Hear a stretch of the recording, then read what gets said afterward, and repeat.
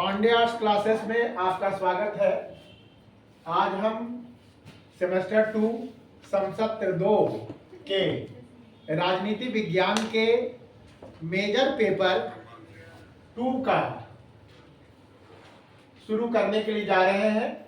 इसमें आपका इकाई 1 यूनिट 1 में है अंडरस्टैंडिंग कंपैरेटिव पॉलिटिक्स, जिसको हम बोलते हैं तुलनात्मक राजनीति को समझना।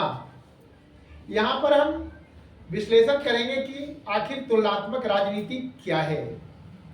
तुलनात्मक राजनीति शब्द 2 शब्दों से बना है।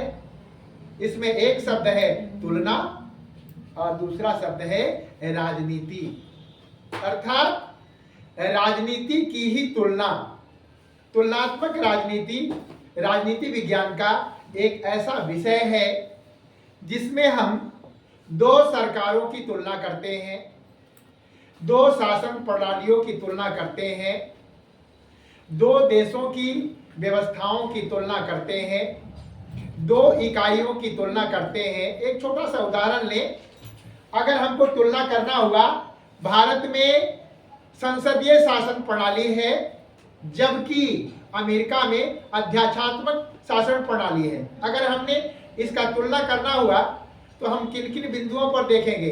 बस बच्चों, हम यही देखेंगे कि संसदीय शासन प्रणाली में प्रधानमंत्री होते हैं, मंत्रिमंडल होता है, राष्ट्रपति भी होते हैं, लेकिन देश का वास्तविक प्रधानमंत्री ही होते हैं। जबकि अगर हम अध्यात्मक शासन प्रणाली की बात करें तो अध्यात्मक शासन प्रणाली जैसे सोवियत संघ में है, अमेरिका में है, यूएसए में, जहां पर अध्यक्ष ही प्रधान है, वहां प्रधानमंत्री नहीं होते।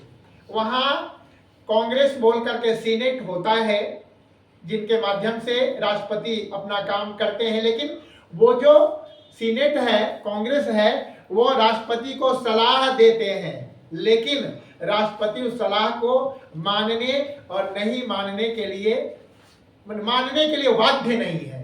राष्ट्रपति उसको मान भी सकते हैं और नहीं भी मान सकते हैं। ऐसे हम 2 शासन व्यवस्था की तुलना किए।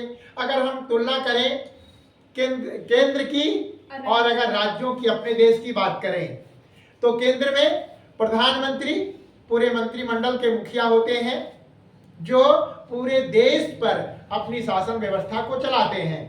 अगर बात करें हम राज्य का, जैसे हमारा झारखंड राज्य में हम लोग रखते हैं, तो झारखंड राज्य में वही स्थिति मुख्यमंत्री की है जो केंद्र में प्रधानमंत्री की है। तुलना किस बात की? तुलना इस बात की कि प्रधानमंत्री भारत के जितने भी राज्य हैं उसको दिशा निर्देश दे सकते हैं, उसको गाइड कर सकते हैं, उसको बता सकते हैं, लेकिन एक राज्य का मुख्यमंत्री केंद्र को और प्रधानमंत्री को गाइड नहीं कर सकते हैं, बल्कि उनके आदेशों का, निर्देशों का पालन कर सकते हैं और करना पड़ेगा। अर्थात केंद्र जो है पूरी संपूर्ण इकाई है और राज्य जो है उसका एक भाग है। जैसे बिहार राज्य, उत्तर प्रदेश राज्य, झारखंड राज्य, पश्चिम बंगाल, ऐसे हमारे देश में बहुत सारे राज्य हैं। अगर हम केंद्र और राज्य की तुलना करें तो केंद्र में पूरा भारत आ जाता है, जबकि मतलब कि एक तरह से कहिए कि केंद्र पूरा शरीर है जबकि राज्य उसका एक अंग है। जैसे पूरे शरीर में आंख बोले, नाक बोले, कान बोले, ऐसे करके। तुलनात्मक राजनीति बहुत ही दिलचस्प विषय है, इसलिए कि तुलनात्मक राजनीति के द्वारा ही हम डिफरेंशिएट करते हैं। तानाशाही क्या है? तानाशाही